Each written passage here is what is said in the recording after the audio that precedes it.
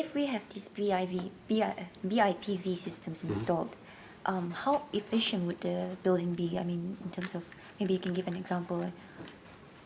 Yeah, from the zero energy building exercise, we have learned that with an installation of photovoltaics over the whole roof surface for this 3-story building, we're able to generate as much as we need, as the building needs. But this only considers the aspect of photovoltaic devices generating electricity. But if they are smartly introduced under this BIPV concept as shading devices, then they create some energy conservation benefits as well, meaning the building doesn't overheat as much as it would be without a shading system.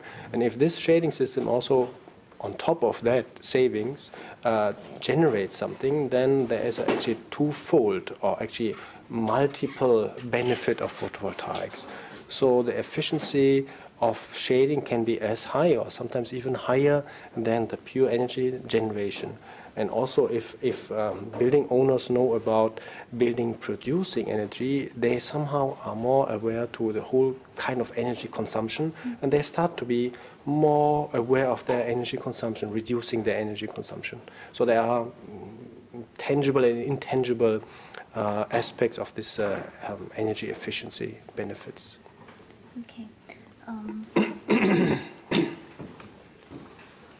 Which agencies are backing you on all these projects that you mentioned?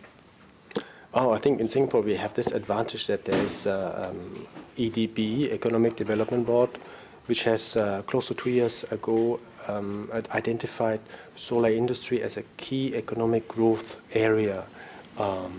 And besides just promoting the manufacturing of this technology, they're also interested in adopting it.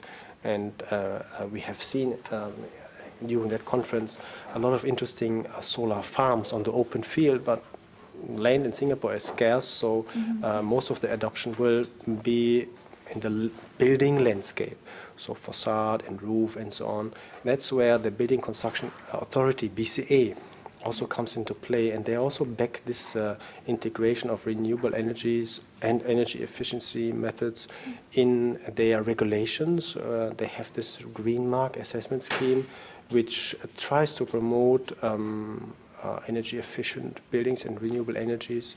So I think in Singapore is quite a unique setup of this driver for the manufacturing, for the industry, EDB, and also the driver for the adoption, which is mainly BCA. And interestingly, they both also co-chair this intergovernmental agency called CEPO, Clean Energy Program Office. And I think that represents the nice dualism of creating a new industry and also taking care of the adoption. And not necessarily will be the adoption limited to Singapore. So when we, for example, as architects develop feasibility studies, it will be in the region, mainly in the tropical region, that presents a unique challenge because it's hot and humid and so on. And with photovoltaics, there are even other concepts where you use the electricity or the heat through solar energy for cooling. So there are some interesting concepts like solar-driven air conditioning, or a more catchy phrase is solar cooling, whereby you use the heat to cool. It sounds like oxymoron, but it actually works and has been implemented in other countries already. And that humidity and the hot climate here is not just a challenge, it's even an opportunity. So I guess with photovoltaics or solar energy, there's a whole range of other things that actually come and can be connected. So as a whole chain of systems, energy efficiency can be quite low. In fact, we can even think of buildings as small energy plants, not so much consumers, but there's cities can be like the internet, nodes of small energy plants, and then energy distribution is something that needs to be relooked at, and I think there's exciting things to come. All right. Thank you, Dr. Wittkopf, sure, for the interview. Pleasure.